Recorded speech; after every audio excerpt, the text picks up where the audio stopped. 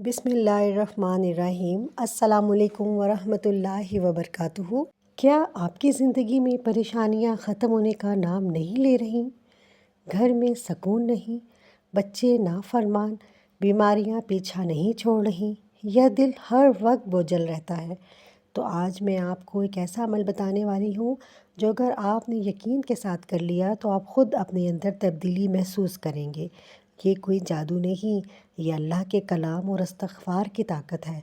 कुरान और हदीस की रोशनी में ताला कुरान में फरमाते हैं, सूरह नूह आयत नंबर 10 ता 12 तर्जमा। आयत नंबर 10, मैंने कहा अपने रब से माफ़ी मांगो, बेशक वो बहुत ज़्यादा बख्शने वाला है। आयत नंबर 11, वो तुम पर आसमान से खूब बारिश बरसाएगा। आयत नंबर 12, और तुम्हें माल और औलाद से नवाजेगा और तुम्हारे लिए बागात पैदा करेगा और तुम्हारे लिए नहरें जारी कर देगा। खास बात यह है कि इन आयात में वाज़िह पैगाम है कि इस्तग़फ़ार, अल्लाह से माफ़ी मांगना सिर्फ गुनाहों की माफ़ी ही नहीं बल्कि रिज़्क़, बरकत, औलाद और खुशहाली का भी ज़रिया है। और नबी करीम सल्लल्लाहु अलैहि वसल्लम ने फरमाया, जो शख्स कसरत से इस्तग़फ़ार करता है, अल्लाह इसके लिए हर तंगी से निकलने का रास्ता बना देता है और इसे वहाँ से रिज़्क़ देता है जहाँ से इसे गुमा भी नहीं होता। सनन अबू दाऊद। सोचें, जब अल्लाह ख़ुद वादा कर रहा है तो फिर क्यों ना हम इस दरवाज़े को खटखटाएं। यकीन करें, इस्तग़फ़ार में ऐसी ताकत है कि अल्लाह नामुमकिन को भी मुमकिन बना देता है। जिसके यहाँ औलाद नहीं हो रही, अल्लाह इस्तग़फ़ार की बरकत से इसके लिए आसानियाँ पैदा फरमा सकता है। जिसका कारोबार नहीं चल रहा, अल्लाह इसी इस्तग़फ़ार की वजह से इसके रिज़्क़ में बरकत डाल सकता है।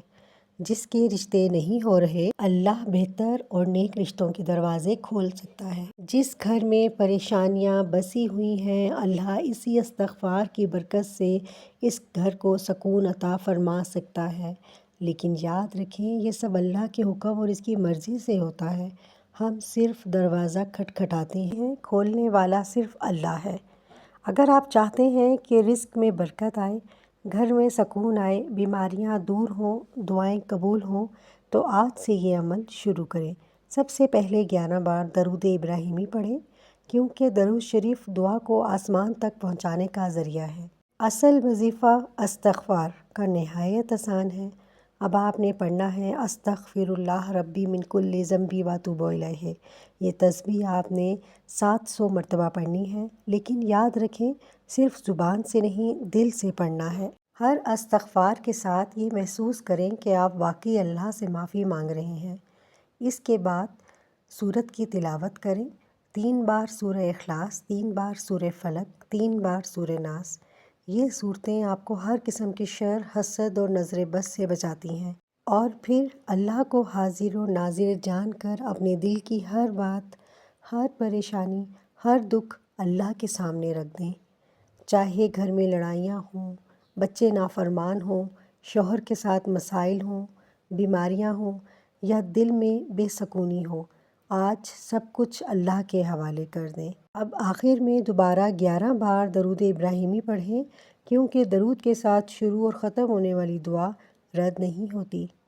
अब इस पानी पर हल्की सी फूंक मारें, फिर ये पानी खुद भी पी लें और अगर चाहें तो उसे घर के पानी में भी शामिल कर दें ताकि सब इससे फ़ायदा उठा सकें। लेकिन याद रखें, ये पानी खुद कुछ नहीं करता, शिफा सिर्फ अल्लाह देता है। ये सिर्फ एक वसीला है और एक बात। इस अमल को सिर्फ एक दिन का ना समझें, इसे अपना रोज़ का मामूल बना लें। आज से इस्तग़फ़ार को अपनी ज़िंदगी का हिस्सा बना लें। सुबह शाम, चलते फिरते, हर हाल में। फिर देखें कैसे अल्लाह आपकी तकदीर के बंद दरवाज़े खोल देता है। अल्लाह आपको वो अता करे जिसकी आप दिल से दुआ कर रहे हैं और आपकी हर परेशानी को आसानी में बदल दे। आमीन या रब्बुल आलमीन। आप किस परेशानी के लिए ये अमल कर रहे हैं, कमेंट में या अल्लाह मदद ज़रूर लिखें और दूसरों के लिए दुआ करें।